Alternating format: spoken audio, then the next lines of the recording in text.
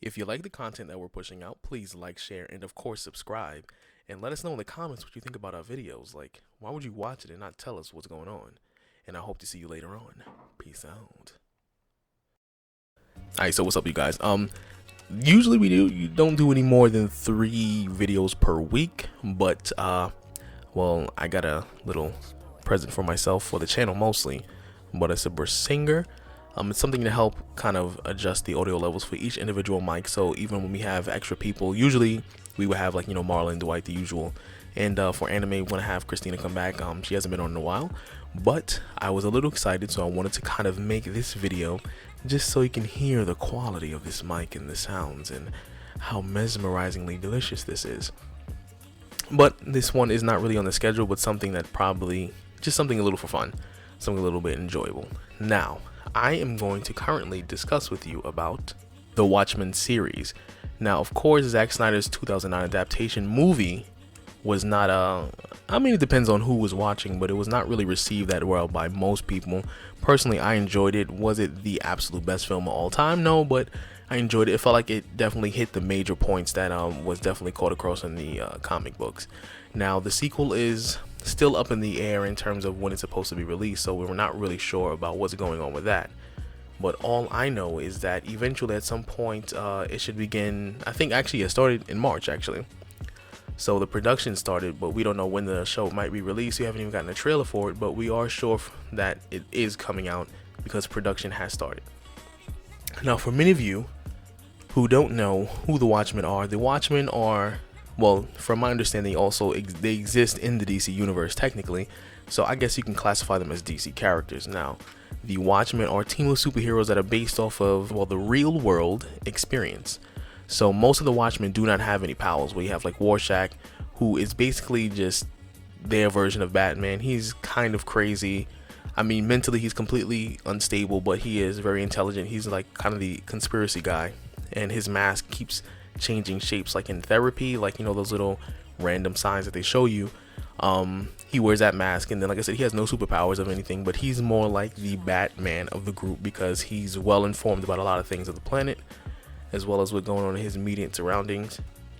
You have Comedian. Now, the Comedian is a very interesting character, mostly because a lot of people speculate in the New 52 when they released when Batman actually achieved absolute knowledge with the Mobius chair, they feel that Comedian was actually one of the Jokers that the chair was referring to when they said that there was 3.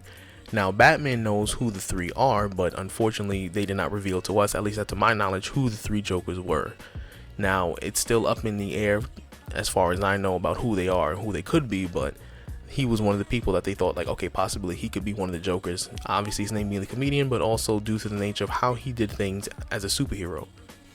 And then you have characters such as like Ozymandias, who he actually did start off as a hero, but in the movie as well as even in the comics, like I said, he eventually kind of digressed or moved his way into the villains category, mostly because he wanted to achieve world peace by any means necessary.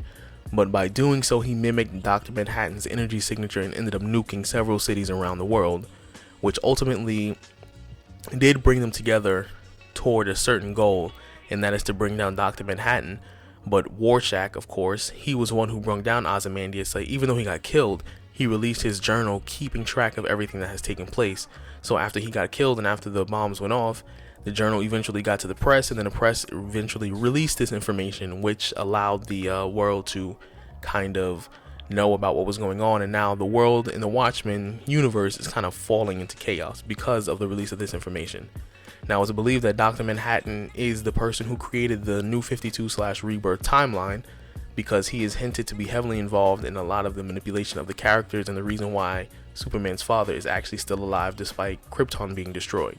But then you got other characters like Night Owl, who I don't know, he's kind of like the second half of the the Batman persona, where he has the costume where it's like the Owlman from the Earth that contained the evil Superman that was named Ultraman, but a very similar costume. He's kind of like is based off of the Ted Kord version of Blue Beetle. He incorporated a lot of his stuff, like in terms of the Batman cape and even the goggles to some degree kind of match what Batman was doing, as well as it was a mix between Blue Beetle. But of course, Batman, his costume rather than Blue Beetle, But like I said, he was more visually, he was more related to Batman, of course. Now the Silk Spectre, the second one, the daughter of Sally Jupiter, who was the first Silk Spectre, and she's actually the daughter of the comedian who she was born because the comedian actually raped the original.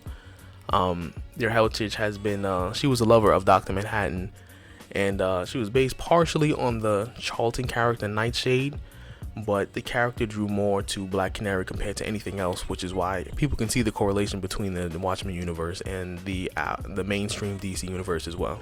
Me personally, I don't think, well, I'm not really sure how they're going to take on the Watchmen universe in a series format, but to my knowledge, I feel like what they're going to do probably is at the end of the series, it's ultimately going to lead into the movie. And what's going to happen with that is that each season is going to take the time to get into the background of each character, spanning back to like their origin, I guess, to present day at the end of the series. Now, obviously, I don't expect the series to run on for like 10 seasons, but I'll say you can get a nice solid 4 or 5 seasons where you can tell the story of each character and still kind of build around them and who they are, and still have a really good understanding of, you know, what their motives are and what motivates them to be a hero and or villain, or the reason why they have made the choices that they did in the Watchmen movie. That's my personal opinion.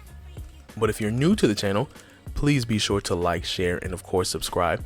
Leave a comment down below and let us know what you think. And I hope you're excited about the Watchmen series, because I'm actually pretty excited about it. Like I said, I actually enjoy the movie, and I hope they do a good job with it, because I will highly be upset. And I hope to catch you in the next one. Peace out, Zaddy.